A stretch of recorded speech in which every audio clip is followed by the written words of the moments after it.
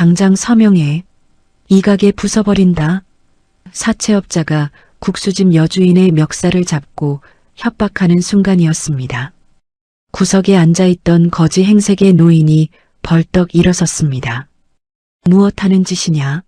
내 며느리에게 손을 대다니. 그 순간 가게 밖으로 검은 세단들이 몰려들었고 모든 사람이 경악했습니다. 그 거지는 바로 굴지 대기업 회장이었던 것입니다. 이런 진실한 며느리를 의심했던 내 잘못이다. 며느리를 시험하려 했던 백만장자가 무릎을 꿇는 순간 진짜 이야기가 시작되었습니다. 이야기 시작 전에 구독과 좋아요 부탁드려요. 오늘의 사연 시작합니다. 혹한의 겨울 아침, 검은색 고급 세단이 인적이 드문 창고 건물 앞에서 조용히 멈춰 섰습니다. 뒷좌석에서 내린 강철중은 운전기사를 향해 손을 흔들었습니다. 최 기사, 여기서 기다려. 1시간 정도 걸릴 거야. 회장님, 정말 괜찮으신 겁니까? 이런 일은 제가... 강철중이 손바닥을 내밀며 말을 끊었습니다. 내가 직접 해야 하는 일이다. 걱정 말고 기다려. 창고 안에서 강철중은 미리 준비해둔 지저분한 속옷을 꺼냈습니다. 정장을 벗고 해진 외투를 걸치는 강철중의 얼굴에는 굳은 결심이 서려 있었습니다. 거울을 보며 머리카락을 헝클어뜨리고 얼굴에 흙을 묻혔습니다. 이 정도면 되겠군. 강철중이 혼잣말을 중얼거리며 창고 문을 열었습니다. 한편 그 시각 희망국수 가게에서는 오영심이 새벽부터 육수를 우려내고 있었습니다. 가게 문에 붙은 납품업체 경고장을 떼어내며 영심이 작은 한숨을 내쉬었습니다. 식자재 대금 지급 기한 3일 초과라. 영심이 경고장을 구겨서 쓰레기통에 넣었습니다. 그때 가게 문이 삐걱거리며 열렸습니다. 남루한 행색의 강철중이 조심스럽게 고개를 내밀었습니다. 여기 국수 파는 곳 맞나요? 영심이 환하게 웃으며 앞치마를 털었습니다. 어르신, 어서 들어오세요. 추우시죠? 강철중이 어색하게 가게 안을 둘러봤습니다. 돈이 별로 없는데요. 괜찮아요. 따뜻한 자리에 앉으세요. 영심이 강철중의 팔을 살짝 잡고 난로 옆자리로 안내했습니다. 강철중은 영심의 자연스러운 친절에 당황스러워했습니다. 오늘은 제가 대접할게요. 국수 한 그릇 드실 수 있죠? 대접이라니. 그럴 필요 없어요. 영심이 고개를 저으며 주방으로 향했습니다. 추운 날씨에 고생 많으셨을 텐데요. 잠깐만 기다리세요. 강철중이 영심의 뒷모습을 바라보며 미간을 찌푸렸습니다. 연기일까 진심일까? 영심이 가장 큰 그릇에 국수를 정성껏 담아왔습니다. 김이 모락모락 나는 국수를 강철중 앞에 놓으며 영심이 미소 지었습니다. 맛있게 드세요. 물이 필요하시면 언제든 말씀하세요. 강철중이 젓가락을 들어 국수를 조금씩 먹었습니다. 일부러 시큰둥한 표정을 지으며 먹는 둥 마는 둥했습니다. 별로 맛이 없네요. 영심이 당황하지 않고 물주전자를 들고 왔습니다. 죄송해요. 입에 안 맞으시나 봐요. 국수 다시 만들어 드릴게요. 물 좀 드세요. 강철중이 물컵을 받으며 영심의 반응을 유심히 관찰했습니다. 화를 내거나 불쾌해하는 기색이 전혀 없었습니다. 그 시각 물류센터에서는 강민우가 무거운 상자를 어깨에 메고 있었습니다. 야간 근무로 지친 얼굴이지만 민우의 눈빛은 결연했습니다. 민우야, 오늘도 고생 많았어. 돈은 내일 줄게. 감사합니다, 팀장님. 내일도 나올게요. 민우가 봉급 봉투를 받으며 고개를 숙였습니다. 봉투 안에 돈을 세어보며 민우가 작게 중얼거렸습니다. 이 정도면 이자라도 줄일 수 있겠어. 희망국수 가게로 돌아온 강철중은 구석에 쌓인 헌 옷들을 발견했습니다. 그때 가게 뒤쪽 문이 살짝 열리며 8살쯤 된 아이가 고개를 내밀었습니다. 이모, 저 왔어요. 영심이 아이를 보며 손짓했습니다. 수진아, 어서 와. 춥지? 영심이 헌 옷더미에서 깨끗한 패딩을 꺼내 아이에게 입혔습니다. 그리고 작은 그릇에 국수를 담아 아이 앞에 놓았습니다. 오늘 급식 못 먹었지? 이것부터 먹어. 고마워요, 이모. 영심이 아이의 머리를 쓰다듬으며 속삭였습니다. 수진아, 이 일은 우리만의 비밀이야. 알겠지? 아이가 고개를 끄덕이며 국수를 맛있게 먹었습니다. 강철중은 이 모든 장면을 말없이 지켜봤습니다. 저 아이한테는 돈을 받지 않는군. 아이가 국수를 다 먹고 나가자 강철중이 그릇을 비웠습니다. 영심이 다가와 빈 그릇을 치우며 말했습니다. 다 드셨네요. 조금이라도 따뜻해지셨길 바라요. 강철중이 자리에서 일어나며 주머니를 뒤졌습니다. 얼마죠? 괜찮아요. 오늘은 제가 대접하는 거예요. 그럴 수는 없죠. 공짜로 먹을 수는. 영심이 고개를 저으며 강철중의 말을 막았습니다. 어르신 같은 분이 제게 힘을 주시는 거예요. 괜찮으니까 그냥 가세요. 강철중이 복잡한 표정으로 가게 문을 향해 걸었습니다. 문 손잡이를 잡고 뒤돌아보니 영심이 따뜻한 미소로 손을 흔들고 있었습니다. 어르신, 내일도 오세요. 더 맛있는 국수 끓여드릴게요. 강철중이 가게 밖으로 나와 골목을 걸으며 혼잣말을 중얼거렸습니다. 저런 여자가 돈 때문에 우리 민우한테 접근했다고? 강철중의 마음속에 처음으로 의심이 스며들기 시작했습니다. 70년을 살면서 쌓아온 불신의 벽에 작은 균열이 생기고 있었습니다. 다음 날 오후 민우가 아르바이트로 받은 봉급 봉투를 꼭 쥐고 박 사장 금융 사무실 문을 열었습니다.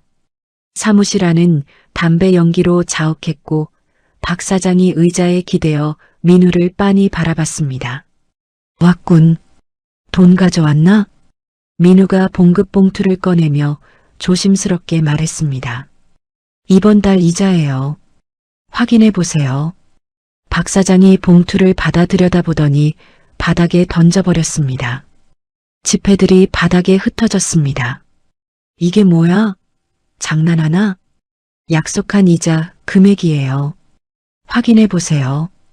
박 사장이 책상을 주먹으로 내려쳤습니다. 이자가 이게 다야? 원금의 3배를 당장 가져와. 민우가 당황하며 고개를 저었습니다. 그건 법정 최고 이자율을 초과해요. 정당한 이자만 갚겠습니다. 법정 이자율? 박 사장이 비웃으며 옆방을 향해 소리쳤습니다. 야, 철수야. 형민아, 나와봐. 문이 열리며 문신을 한 건장한 남자 2명이 나타났습니다. 민우가 본능적으로 뒤로 물러났습니다. 법 얘기하는 놈이 여기 있다. 법이 뭔지 가르쳐줘. 철수라고 불린 남자가 민우의 셔츠 깃을 움켜잡았습니다. 형님, 이놈이 우리를 무시하는 것 같은데요? 아니에요. 저는 정당한 이자만. 형민이 민우의 옆구리를 주먹으로 찔렀습니다. 민우가 고통으로 몸을 구부렸습니다. 박 사장이 책상 위 도면을 펼치며 민우에게 보여줬습니다. 여기 보이는 게 뭔지 알아? 내 여자가 하는 국수집 터야. 민우가 도면을 보며 얼굴이 하얗게 변했습니다.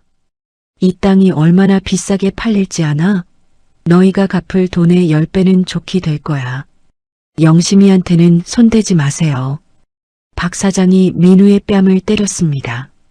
따끔한 소리가 사무실에 울려 퍼졌습니다. 네가 명령할 입장이야? 오영심을 당장 끌고 와서 이 계약서에 서명하게 해. 박 사장이 토지 매매 계약서를 민우 앞에 던졌습니다. 그럴 수는 없어요. 철수가 민우의 머리채를 잡아당겼습니다. 이 자식이 끝까지 버티네. 형님, 제대로 가르쳐 줄까요? 아직 때가 아니다. 하지만 박 사장이 민우에게 다가가 귓가에 속삭였습니다. 내일 아침에는 그 가게에 불도저가 갈 거야. 그때까지 마음 바꿔라. 형민이 민우의 등을 밀쳐냈습니다. 꺼져. 다시 빈손으로 오면 가만 안 둔다. 민우가 비틀거리며 사무실을 나왔습니다. 옆구리와 등에서 욱신거리는 통증을 참으며 희망국수로 향했습니다. 가게에 도착한 민우는 최대한 자연스럽게 웃으며 들어갔습니다. 하지만 영심이 민우의 얼굴을 보는 순간 이상함을 느꼈습니다. 민우야, 얼굴이 왜 그래? 아픈 거야? 괜찮아. 그냥 일하다가 좀 부딪혔어. 영심이 민우의 셔츠가 찢어진 것을 발견했습니다. 셔츠는 왜 이래? 정말 괜찮은 거야? 민우가 걸음을 옮기려다 다리를 절었습니다. 영심이 재빨리 민우를 붙잡았습니다. 민우야, 다리는 또 왜 이래? 정말 괜찮다고. 걱정하지 마. 영심이 민우의 두 손을 꼭 잡았습니다. 나한테 숨기지 마. 무슨 일인지 말해줘. 민우가 영심의 간절한 눈빛을 보며 결국 고개를 떨궜습니다. 박 사장한테 갔었어. 뭐라고? 왜 혼자 갔어? 이자를 갚으려고 했는데 원금의 3배를 달라고 하더라. 영심의 얼굴이 창백해졌습니다. 그래서 거절했어. 그러니까 부하들이. 민우가 말을 마치지 못했습니다. 영심이 민우를 끌어안으며 눈물을 흘렸습니다. 미안해, 민우야. 내 때문에 이런 일을. 영심아, 우리가 함께 이겨낼 수 있어. 포기하지 말자. 민우가 영심의 등을 토닥였습니다. 그 시각 박 사장은 고급 호텔 커피숍에서 정장 차림의 중년 남자와 마주 앉아 있었습니다. 김 실장, 일이 순조롭게 진행되고 있어요. 태산 F&B 김 실장이 서류 가방에서 돈 봉투를 꺼냈습니다. 계약금입니다. 내일까지 그 땅을 비워주세요. 걱정 마세요. 내일 아침이면 말끔히 정리될 겁니다. 김 실장이 커피잔을 내려놓으며 냉정하게 말했습니다. 천하식품에 대한 보복이 목적이 아닙니다. 사업상 필요해서 하는 일이니까 깔끔하게 처리하세요. 물론이죠. 대규모 냉장 창고 건설 계획도 들었어요. 박 사장이 돈 봉투를 확인하며 만족스럽게 웃었습니다. 좋은 거래였습니다. 김 실장.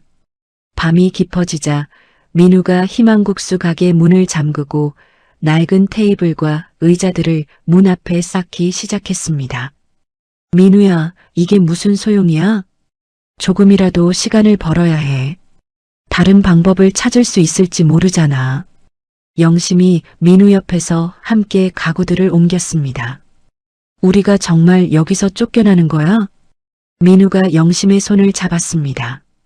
끝까지 싸워보자. 포기하면 안 돼. 멀리서 검은 세단 안에 앉은 강철중이 이 모든 광경을 지켜보고 있었습니다. 아들이 맨몸으로 사랑하는 여인을 지키려는 모습에 강철중의 가슴이 먹먹해졌습니다. 내가 너무 늦게 알아차린 건 아닐까?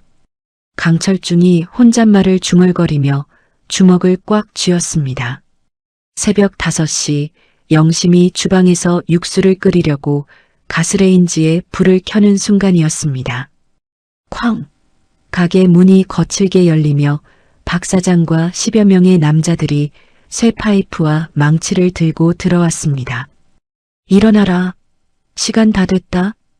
박 사장이 소리를 지르며 주방으로 성큼 걸어왔습니다. 영심이 국자를 떨어뜨리며 뒤로 물러섰습니다. 뭐 하는 거예요? 왜 이래요? 민우가 바리케이드로 쌓아둔 테이블 뒤에서 뛰어나왔습니다. 여기서 나가세요. 불법 침입이에요. 용역 중 한 명이 민우의 가슴을 밀쳐냈습니다. 민우가 벽에 부딪히며 바닥에 넘어졌습니다. 불법? 우리가 불법이라고? 박 사장이 비웃으며 손가락을 튕겼습니다. 용역들이 일제히 가게 안의 테이블과 의자들을 집어던지기 시작했습니다.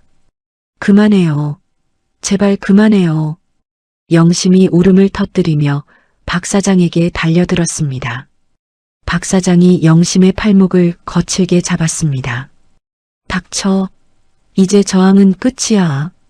그때 가게 밖에서 검은 정장을 입은 남자들이 들어왔습니다. 김 실장이 서류 가방을 든 채 냉정한 표정으로 나타났습니다. 박 사장, 상황이 어떻습니까? 김 실장, 오셨군요. 곧 정리될 겁니다. 김 실장이 부하 직원에게 눈짓했습니다. 직원이 서류 뭉치를 꺼내 영심 앞에 던졌습니다. 토지 매매 가계약서입니다. 당장 서명하시죠. 영심이 서류를 보며 고개를 저었습니다. 서명할 수 없어요. 이건 제 부모님이 남겨주신 법적인 채무관계에 따른 정당한 집행입니다. 김 실장이 차갑게 말을 끊었습니다. 서명하지 않으면 형사 고발합니다. 사기죄로요. 영심이 무릎을 꿇고 김 실장을 올려다봤습니다. 제발이요. 조금만 시간을 주세요. 돈을 구해서 갚을게요. 시간은 끝났습니다. 박 사장이 쇠 파이프를 들어 올렸습니다. 가게 구석에 있던 오래된 원목 계산대를 향해 파이프를 내리쳤습니다. 쿵! 안 돼요. 영심이 비명을 지르며 달려갔습니다. 계산대가 부서지며 그 안에서 작은 자개 장식함이 굴러나왔습니다. 박 사장이 장식함을 발로 차버렸습니다. 자개 장식함이 벽에 부딪히며 산산조각 났습니다. 엄마. 영심이 부서진 장식함 조각들을 손으로 주워 모으며 눈물을 흘렸습니다. 어머니가 마지막으로 남겨주신 유일한 기념품이었습니다. 민우가 이성을 잃고 박 사장에게 달려들었습니다. 이 자식이. 민우야, 안 돼. 용역 2명이 민우를 붙잡고 주먹으로 얼굴을 때렸습니다. 민우의 입가에서 피가 흘렀습니다. 가게 밖에 구경꾼들이 몰려들었습니다. 한 여고생이 휴대폰으로 이 장면을 촬영하기 시작했습니다. 저기요, 신고할 거예요. 김 실장이 여고생을 노려봤습니다. 정당한 법적 절차입니다. 방해하지 마세요. 용역 한 명이 여고생에게 다가가자 구경꾼들이 뒤로 물러섰습니다. 아무도 나서려 하지 않았습니다. 김 실장이 영심에게 다가가 차갑게 말했습니다. 가게 철거는 내일 새벽에 시작됩니다. 내일? 해가 뜰 때까지 가게를 완전히 비우세요. 그렇지 않으면. 김 실장이 말을 멈추고 의미심장하게 웃었습니다. 박 사장이 피투성이 된 민우를 내려다봤습니다. 평생 이 빚더미에서 헤어나오고 싶지 않으면 계속 버텨봐. 용역들이 마지막으로 그릇들을 바닥에 던지고 나갔습니다. 김 실장과 부하들도 차례로 가게를 빠져나갔습니다. 박 사장이 문 앞에서 돌아보며 말했습니다. 내일 아침에 다시 올 때는 이런 식으로 예의 차리지 않을 거야. 문이 닫히고 가게 안에는 정적이 흘렀습니다. 영심이 부서진 자개 장식함 조각을 품에 안고 흐느꼈습니다. 엄마가 시집 올 때 가져오신 건데 이것만은. 민우가 얼굴에 피를 닦으며 영심 옆에 앉았습니다. 미안해, 영심아. 내가 지켜주지 못했어. 민우야, 이제 어떻게 하지? 영심과 민우가 부서진 가게 바닥에 앉아 망연자실했습니다. 파손된 그릇들과 뒤엉킨 테이블 사이에서 절망감만이 가득했습니다. 멀리 떨어진 골목 어귀에서 강철중이 모든 상황을 지켜보고 있었습니다. 그의 얼굴에는 깊은 후회가 서려 있었습니다. 내가 시험한다고 이런 일까지. 강철중이 주먹을 꽉 쥐며 이를 악물었습니다. 자신의 오만함이 불러온 참혹한 결과를 목격하고 있었습니다. 며느리라고? 저런 착한 아이를 의심했다니. 강철중의 가슴속에서 70년 동안 쌓인 불신의 벽이 무너지기 시작했습니다. 하지만 이미 돌이킬 수 없는 일이 벌어진 뒤였습니다. 영심이 부서진 조각들을 하나하나 주워 담으며 중얼거렸습니다. 엄마, 죄송해요. 지키지 못해서 죄송해요. 민우가 영심의 어깨를 감싸며 눈물을 참았습니다. 사랑하는 여인을 지켜주지 못한 자신이 한없이 작아 보였습니다. 밤이 깊어도 영심과 민우는 부서진 가게 바닥에 그대로 앉아 있었습니다. 깨진 그릇 조각들이 발밑에 흩어져 있었고 뒤틀린 테이블들이 어둠 속에서 흉측한 모습을 드러냈습니다. 아버지께 전화하면 모든 게 해결될 텐데. 민우가 고개를 저으며 주먹을 꽉 쥐었습니다. 그럴 순 없어. 아버지한테 빌어서 해결하면 평생 아버지 그늘에서 살아야 해. 하지만 이렇게 있다가는. 혼자 민우는 갈등했습니다. 영심이 무릎을 끌어안으며 작게 한숨을 내쉬었습니다. 정말 나 때문에. 내가 빚만 없었다면. 그런 소리 하지 마. 이건 내 선택이야. 그때 가게 문틈으로 남루한 옷차림의 강철중이 조심스럽게 고개를 내밀었습니다. 어제와 똑같은 거지 행색이었지만 강철중의 마음은 완전히 달라져 있었습니다. 여기, 아직 문 열어요? 영심이 고개를 들며 깜짝 놀랐습니다. 어르신, 어제 오신 분이시죠? 강철중이 부서진 가게 안을 둘러보며 당황한 표정을 지었습니다. 이게 무슨 일입니까? 가게가 왜 이래요? 민우가 피곤한 목소리로 대답했습니다. 죄송하지만 오늘은 문을 닫았어요. 다른 곳으로 가세요. 영심이 민우의 팔을 붙잡았습니다. 민우야, 그러지 마. 영심이 일어나서 강철중에게 다가갔습니다. 어르신, 가게가 좀 어수선해요. 그래도 들어오세요. 괜찮습니다. 그냥 갈게요. 강철중이 돌아서려 하자 영심이 재빨리 막아섰습니다. 어르신, 국수 한 그릇. 아직 할 수 있어요. 민우가 놀라며 영심을 바라봤습니다. 영심아, 재료가 남아있기나 해? 영심이 주방 쪽으로 향하며 고개를 끄덕였습니다. 구석에 조금 남아있을 거야. 영심이 파손되지 않은 구석진 찬장을 뒤지기 시작했습니다. 다행히 국수 한 인분과 깨지지 않은 작은 냄비가 남아있었습니다. 있다. 영심이 기뻐하며 냄비에 물을 받았습니다. 강철중이 영심의 모습을 지켜보며 가슴이 먹먹해졌습니다. 저분이라도 따뜻하게 보내드려야겠어요. 영심이 민우에게 속삭였습니다. 자신들이 마지막으로 먹으려고 아껴뒀던 재료였습니다. 가스레인지에 불을 켜고 국수를 끓이는 영심의 손길이 정성스러웠습니다. 강철중이 그 모습을 한순간도 놓치지 않고 바라봤습니다. 어르신, 조금만 기다리세요. 금방 끓일게요. 영심이 환하게 웃으며 말했습니다. 절망적인 상황에서도 타인을 배려하는 마음을 잃지 않았습니다. 국수가 다 익자 영심이 그릇을 찾으려 했지만 깨진 그릇들만 보였습니다. 그때 찬장 맨 위에서 유일하게 멀쩡한 노쇠 대접을 발견했습니다. 이것밖에 드릴 게 없네요. 영심이 미안한 표정으로 노쇠 대접에 국수를 담아 강철중 앞에 놓았습니다. 정성껏 끓인 거니까 맛있게 드세요. 강철중이 젓가락을 들며 목이 메었습니다. 고맙습니다. 강철중이 국수를 한 젓가락씩 조심스럽게 먹었습니다. 영심의 진심이 국수 한 그릇에 고스란히 담겨 있었습니다. 민우의 휴대폰에 문자 메시지가 도착했습니다. 삐리링. 뭐야? 민우가 휴대폰을 확인했습니다. 소아백혈병 기금 후원단체에서 온 거네. 익명의 후원금이 입금되었다고. 영심이 놀라며 휴대폰을 들여다봤습니다. 정말? 누가 그랬을까? 모르겠어. 익명이라고 하네. 영심이 눈시울을 붉히며 중얼거렸습니다. 누군가는 우리에게 희망을 주고 있나 봐. 강철중이 국수를 다 비우고 노쇠 대접을 테이블 위에 조용히 내려놓았습니다. 영심과 민우를 번갈아 바라보며 깊은 한숨을 내쉬었습니다. 정말 고맙습니다. 어려운 때에. 천만에요, 어르신. 이런 일로 힘드실 텐데.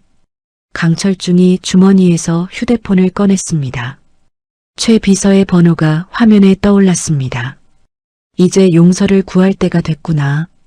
강철중이 통화 버튼을 누르려다 멈췄습니다. 지난 70년간 쌓아온 신념이 한순간에 무너지는 느낌이었습니다. 어르신, 괜찮으세요? 영심이 걱정스러운 표정으로 물었습니다. 괜찮습니다. 정말 괜찮아요. 강철중이 휴대폰을 다시 주머니에 넣었습니다. 아직은 때가 아니었습니다. 저는 이제 가보겠습니다. 강철중이 자리에서 일어났습니다. 어르신, 조심히 가세요. 또 언제든 오세요. 영심이 마지막까지 따뜻하게 배웅했습니다. 강철중이 가게 문을 나서며 뒤돌아봤습니다. 영심이 손을 흔들고 있었고 민우가 그녀의 어깨에 손을 올리고 있었습니다. 내가 시험할 게 아니었어. 내가 인정받을 자격이 있는지를 물어야 했는데. 강철중이 골목을 걸으며 깊은 후회에 잠겼습니다. 자신에게 필요한 것은 시험이 아니라 용서와 인정이었습니다. 주머니 속 휴대폰을 만지작거리며 강철중이 결심을 굳혔습니다. 곧 모든 것을 바로잡을 시간이 올 것입니다. 가게 안에서 영심이 빈 노쇠 대접을 들고 있었습니다. 민우야, 내일이면 정말 끝인 거야? 모르겠어. 하지만 마지막까지 포기하지는 말자. 민우가 영심의 손을 꼭 잡았습니다. 어둠 속에서도 서로를 의지하는 두 사람의 모습이 애처로웠습니다. 멀리서 강철중이 이 모든 광경을 지켜보며 마음을 다잡았습니다. 이제 더 이상 망설일 수 없었습니다. 강철중이 휴대폰 통화 버튼을 누르는 순간이었습니다. 쾅! 가게 문이 거칠게 열리며 박 사장과 더 많은 용역들이 철거 장비를 들고 들어왔습니다. 약속 시간이 됐다. 박 사장이 소리를 지르며 영심의 멱살을 거칠게 잡았습니다. 이제 더 이상 참아주지 않아. 당장 서명해. 영심이 고개를 저으며 뒤로 물러났습니다. 안 해요. 절대 안 해요. 박 사장이 토지 매매 계약서를 영심의 얼굴에 들이밀었습니다. 서명 안 하면 이 가게를 당장 부숴버린다. 민우가 박 사장에게 달려들려 했지만 용역 2명이 그를 붙잡았습니다. 영심이한테 손대지 마. 닥쳐. 이 자식아. 용역 중 한 명이 민우의 배를 주먹으로 찔렀습니다. 민우가 고통으로 무릎을 꿇었습니다.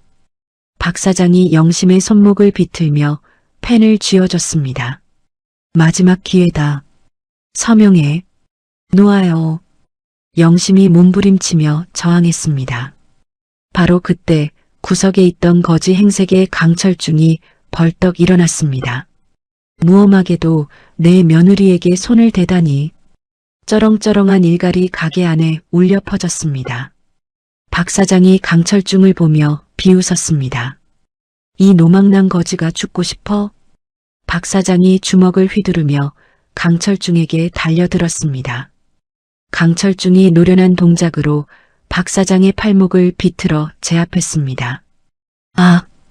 박 사장이 고통에 신음하며 바닥에 무릎을 꿇었습니다. 용역들이 당황하며 강철중을 바라봤습니다. 형님, 저 할아버지 뭐야? 가게 밖으로 검은색 세단 수십 대가 줄지어 멈춰 섰습니다. 차 문이 일제히 열리며 검은 정장을 입은 경호원들이 쏟아져 나왔습니다. 최 비서가 경호원들을 이끌고 가게 안으로 들어왔습니다. 회장님, 너무 늦었습니다. 최 비서가 강철중에게 깍듯하게 고급 코트를 건넸습니다. 강철중이 해진 외투를 벗고 코트를 입었습니다. 영심과 민우가 믿을 수 없다는 표정으로 강철중을 바라봤습니다. 저분이 설마. 민우가 떨리는 목소리로 중얼거렸습니다. 강철중이 민우에게 다가가며 깊이 고개를 숙였습니다. 민우야, 아비가 너를 시험했다. 내 오만함이었어. 아버지. 민우의 눈에서 눈물이 흘러내렸습니다. 분노와 안도감이 뒤섞인 복잡한 감정이었습니다. 강철중이 바닥에 쓰러진 박 사장에게 다가갔습니다. 네가 감히 천하식품 회장의 며느리를 건드려? 박 사장의 얼굴이 사색이 되었습니다. 천하식품 회장? 최 비서? 예, 회장님. 박 사장은 불법 대부업과 폭력 교사 혐의로 당장 고발하고 태산 F&B는 모든 자산을 동결해 즉시 처리하겠습니다. 경호원들이 박 사장과 용역들을 제압했습니다. 박 사장이 무릎을 꿇고 애걸했습니다. 회장님, 죄송합니다. 모르고 한 일이에요. 모르고? 강철중이 차갑게 내려다봤습니다. 내 며느리를 괴롭힌 걸 모르고 했다고? 강철중이 바닥에 흩어진 자개 장식함 조각들을 조심스럽게 주워 모았습니다. 영심의 손에 조각들을 쥐어주며 미안한 표정을 지었습니다. 영심아, 이런 소중한 걸 내 잘못이다. 영심이 떨리는 목소리로 말했습니다. 아버님, 정말 아버님이세요? 그래, 내가 내 시아버지다. 늦게라도 제대로 인사하자. 강철중이 영심에게 정중히 고개를 숙였습니다. 이런 진실한 며느리를 의심했던 나의 어리석음을 용서해 다오. 영심이 눈물을 흘리며 강철중에게 절했습니다. 아버님, 죄송해요. 민우에게 짐만 되어서. 무슨 소리냐? 네가 내 아들의 진정한 구원자다. 민우가 아버지에게 달려가 끌어안았습니다. 아버지, 왜 이런 식으로? 왜 직접 말씀해주지 않으셨어요? 내가 틀렸다. 너희 둘의 사랑을 믿어야 했는데. 강철중이 민우의 등을 토닥였습니다. 이제부터 내 모든 빚과 고통은 내 몫이다. 아버지가 책임질게. 최 비서가 강철중에게 다가왔습니다. 회장님, 박 사장과 태산 F&B 관련자들 모두 연행했습니다. 좋다. 영심이의 모든 빚도 당장 정리하고. 알겠습니다. 박 사장이 끌려가며 마지막으로 소리쳤습니다. 회장님, 다시는 이런 일 없을 겁니다. 강철중이 박 사장을 돌아보지도 않았습니다. 영심이 부서진 장식함 조각을 품에 안고 흐느꼈습니다. 아버님, 저 같은 며느리를 받아주셔서 감사해요. 고마운 건 내가 해야 할 말이다. 내 덕분에 내 아들이 진정한 사람이 될 수 있었어. 강철중이 영심과 민우를 번갈아 보며 미소 지었습니다. 이제 우리가 진짜 가족이구나. 민우가 아버지와 영심의 손을 동시에 잡았습니다. 아버지, 영심아, 앞으로 함께 새로 시작하자. 가게 밖에서 구경하던 사람들이 박수를 쳤습니다. 파손된 가게 안에서 진정한 가족의 탄생을 목격한 순간이었습니다. 강철중이 영심에게 따뜻한 포옹을 건넸습니다. 내 딸, 이제 아무 걱정 말거라. 영심이 강철중의 품에서 안도의 눈물을 흘렸습니다. 70년간 쌓인 불신의 벽이 무너지고 그 자리에 따뜻한 가족애가 피어났습니다. 6개월이 지난 봄날 서울 시내 최고급 호텔 대연회장이 하얀 장미꽃으로 가득 채워졌습니다. 강철중이 턱시도를 차려입고 영심의 손을 잡으며 단상에 올랐습니다. 여러분, 제가 세상에서 가장 자랑스러운 며느리를 소개합니다. 웨딩드레스를 입은 영심이 수줍게 고개를 숙였습니다. 민우가 영심의 다른 손을 잡으며 환하게 웃었습니다. 아버지, 감사해요. 이런 성대한 결혼식까지. 당연한 거다. 내 며느리인데 이 정도는 해야지. 강철중이 영심을 친딸처럼 바라보며 말했습니다. 하객들이 우렁찬 박수를 보냈습니다. 과거 희망국수에서 영심이 도왔던 이웃들도 초대받아 자리를 함께했습니다.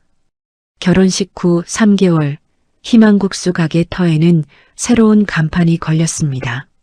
천하희망 재단 1호점이라고 적힌 깔끔한 간판이었습니다.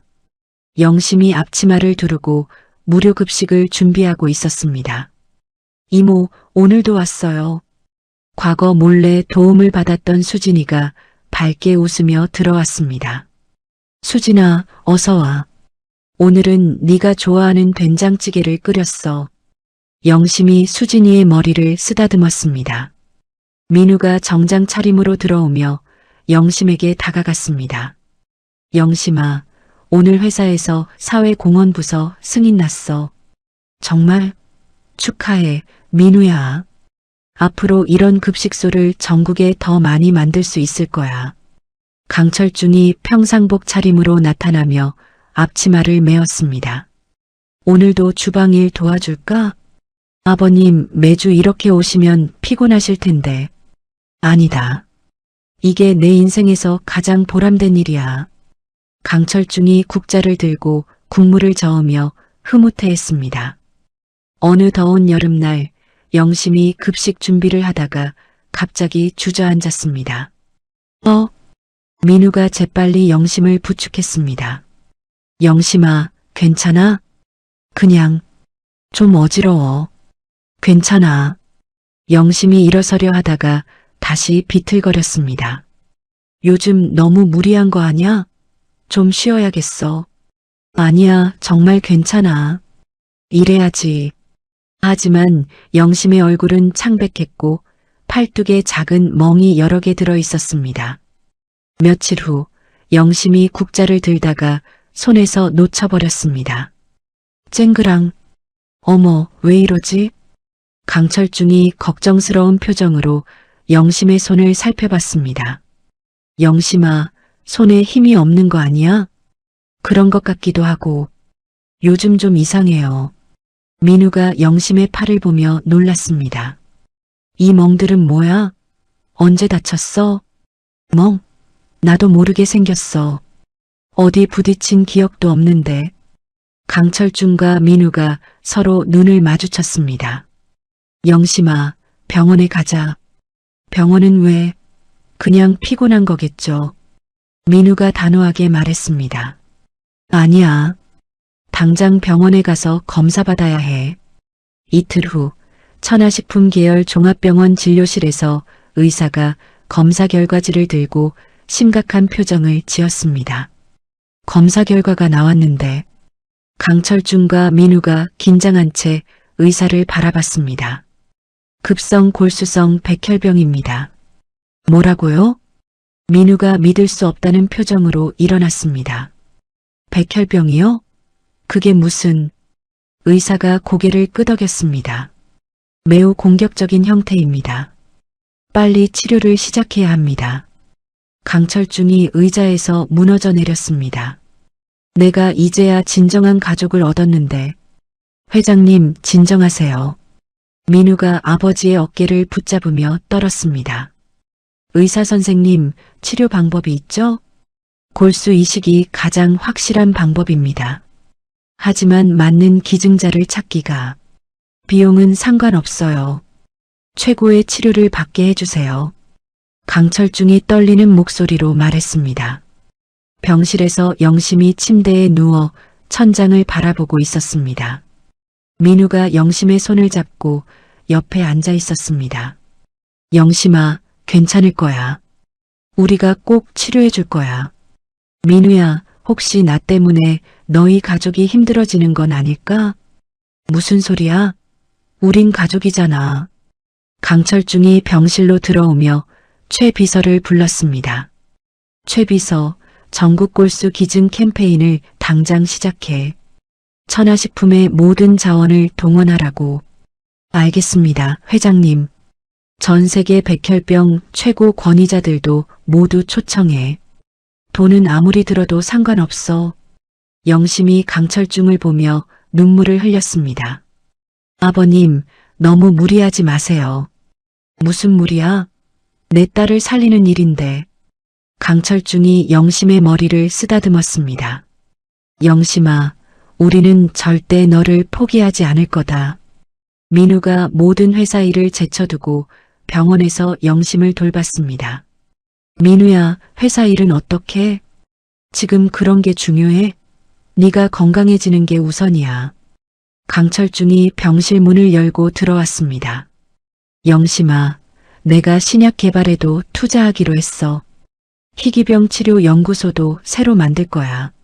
아버님, 영심의 투병 소식이 언론을 통해 알려지자 과거 그녀가 도왔던 많은 사람들이 병원으로 찾아왔습니다. 수진이와 어머니, 무료급식소 이웃들이 모두 모여 영심의 쾌유를 기도했습니다. 이모, 빨리 나와서 다시 맛있는 국수 끓여주세요. 수진이가 영심의 손을 꼭 잡았습니다. 강철중이 병실 창가에 서서 밤하늘을 바라봤습니다. 평생 돈으로 모든 걸 해결할 수 있다고 생각했는데 이런 진정한 가치 앞에서는 민우가 아버지 옆에 서서 말했습니다. 아버지, 영심이는 꼭 나을 거예요. 우리가 끝까지 함께 할 거니까요. 강철중이 고개를 끄덕이며 주먹을 꽉 쥐었습니다. 그래, 끝까지 싸워보자. 내 며느리는 내가 살린다. 병실 안에서 영심이 조용히 잠들어 있었고 가족들의 사랑이 그녀를 지키고 있었습니다. 어려움 속에서도 포기하지 않는 가족의 힘이 새로운 희망을 만들어가고 있었습니다. 강철중이 최 비서와 함께 병원 회의실에서 대규모 캠페인 계획을 논의하고 있었습니다. 최 비서, 오영심 이사장을 위한 희망의 골수 기증 캠페인을 전국적으로 시작해 천하식품사회공헌부서에서 전담팀을 구성하겠습니다. 언론 광고도 대대적으로 하고 시민들이 쉽게 참여할 수 있도록 검사비도 우리가 모두 부담하자. 최 비서가 서류를 정리하며 고개를 끄덕였습니다. 알겠습니다. 즉시 진행하겠습니다. 일주일 후 전국 각지에서 시민들이 골수 기증을 위한 유전자 검사에 참여했습니다. 병원 로비에는 희망의 기증 캠페인 현수막이 걸려 있었고 긴 줄이 이어졌습니다. 영심 이사장님을 위해서라면 얼마든지요. 무료 급식소에서 많은 도움 받았거든요. 시민들이 한결같이 따뜻한 마음으로 검사에 임했습니다. 하지만 며칠이 지나도 좋은 소식은 들려오지 않았습니다. 담당 의사가 강철중과 민우를 불러 설명했습니다. 지금까지 3,000명이 넘는 분들이 검사를 받으셨지만 결과가 어떻습니까? 민우가 조급하게 물었습니다. 공격적인 백혈병 유형이라 일치 확률이 매우 낮습니다. 더 많은 분들이 참여해야 할 것 같습니다. 강철중이 주먹을 꽉 쥐었습니다. 시간이 얼마나 더 필요합니까? 환자분의 상태를 고려하면 빨리 찾아야 합니다. 그날 저녁 민우가 이발소에서 머리를 밀고 병실로 돌아왔습니다. 영심이 민우의 민머리를 보며 깜짝 놀랐습니다. 민우야, 머리를 왜 이렇게 해? 우리가 함께 이겨낸다는 의미야. 혼자가 아니라는 걸 보여주고 싶었어. 영심이 민우의 손을 잡으며 눈물을 흘렸습니다. 고마워, 민우야. 이튿날 강철중도 짧게 깎은 머리로 병실에 나타났습니다. 아버님도요? 우리 가족은 함께한다. 끝까지 말이야. 강철중이 영심의 머리를 쓰다듬었습니다. 수천 명의 검사 결과가 계속 나왔지만 적합한 기증자는 찾지 못했습니다. 의료진들도 점점 심각한 표정을 지었습니다. 기증 확률이 이렇게 낮을 줄은. 담당 의사가 고개를 저었습니다. 바로 그때 병실 문이 열리며 중년 여성이 조심스럽게 들어왔습니다. 안녕하세요. 소아백혈병 기금 후원단체에서 온 박 사회복지사입니다. 강철중이 일어나며 인사했습니다. 어서 오세요. 무슨 일로? 영심 이사장님을 뵙고 싶어서 왔어요. 박 사회복지사가 영심에게 다가가며 미소 지었습니다. 이사장님, 그동안 후원해주신 덕분에 많은 아이들이 희망을 얻었어요.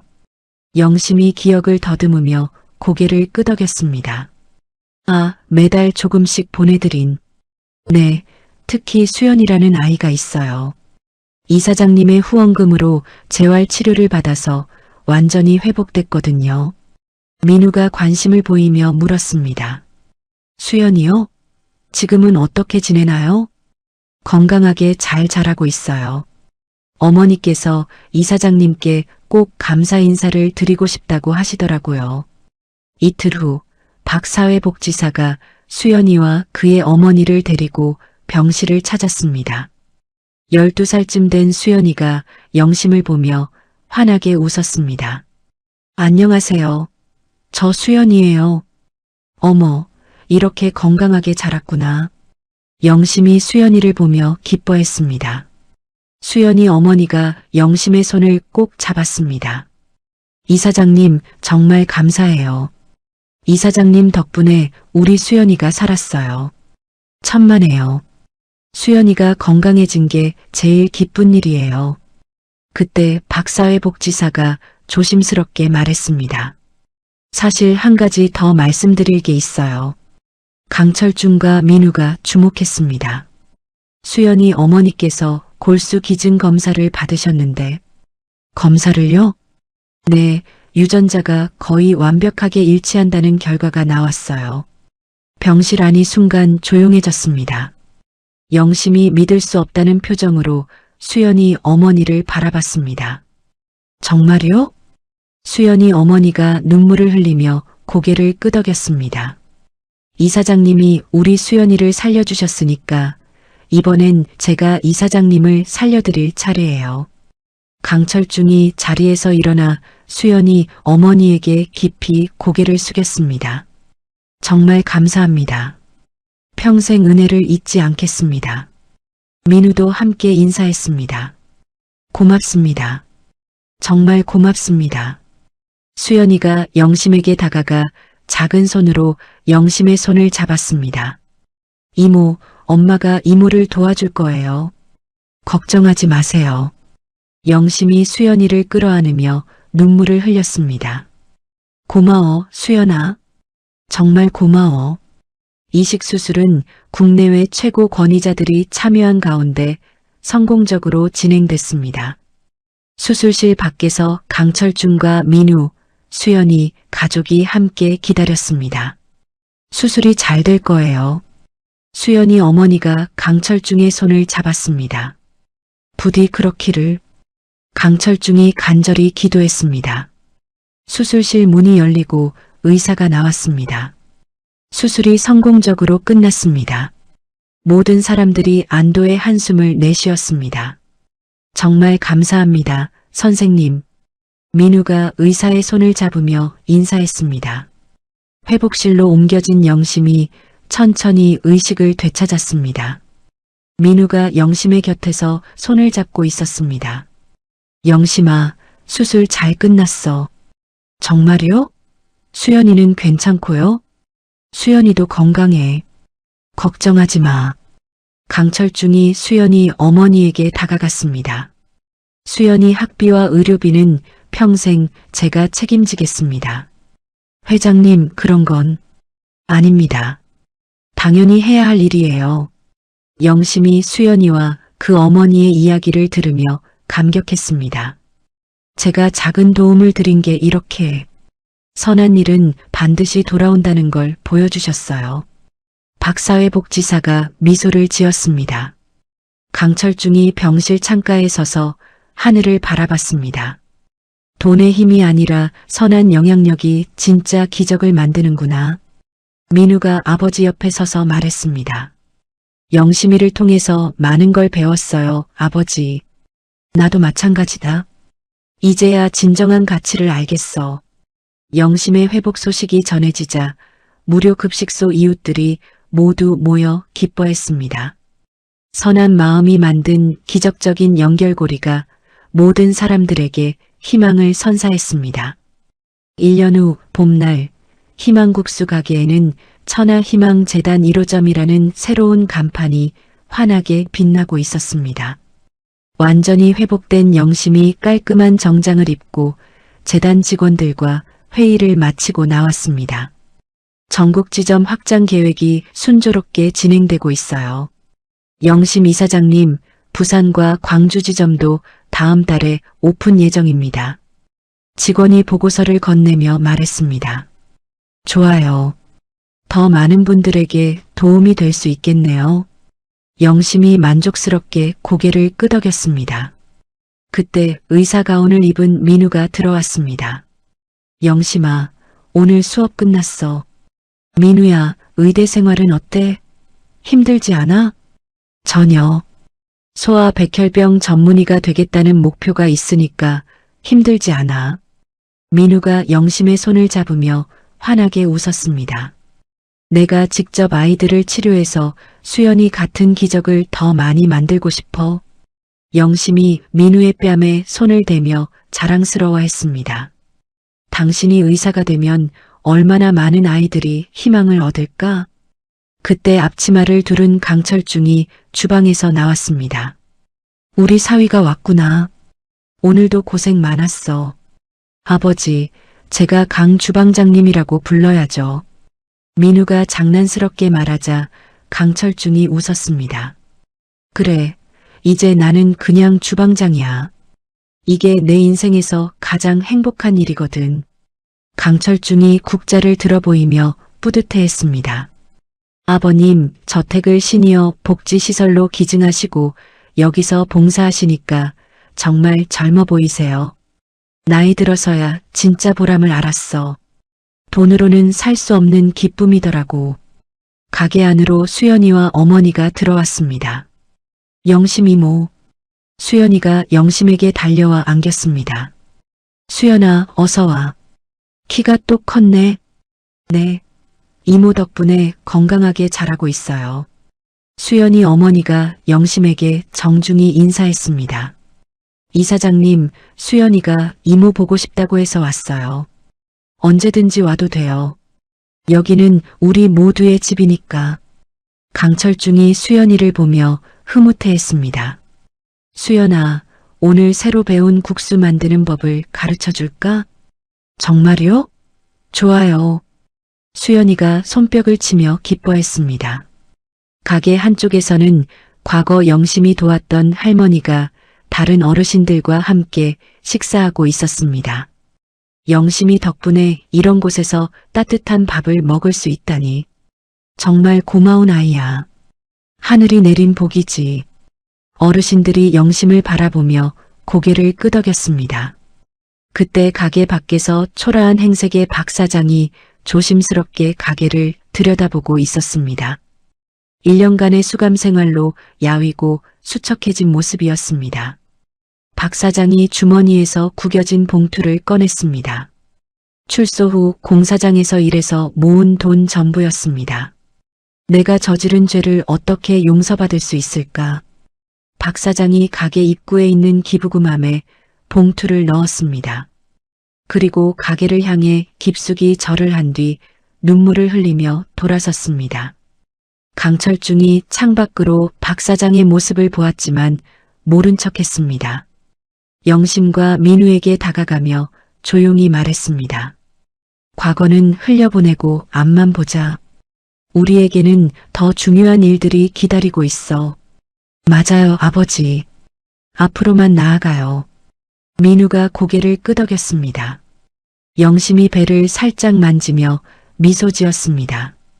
우리 아기도 이런 따뜻한 곳에서 자라겠네요. 정말? 영심이가 임신했어? 강철중이 깜짝 놀라며 기뻐했습니다. 네, 아버님. 아직 초기예요. 아이고, 이런 기쁜 소식이. 우리 손주가 생기는구나. 강철중이 영심의 손을 잡고 눈물을 흘렸습니다. 민우가 아내를 조심스럽게 안으며 말했습니다. 우리 아이는 할아버지와 아빠가 얼마나 사랑하는지 알게 될 거야. 그리고 이 따뜻한 이웃들 속에서 자랄 수 있겠어요.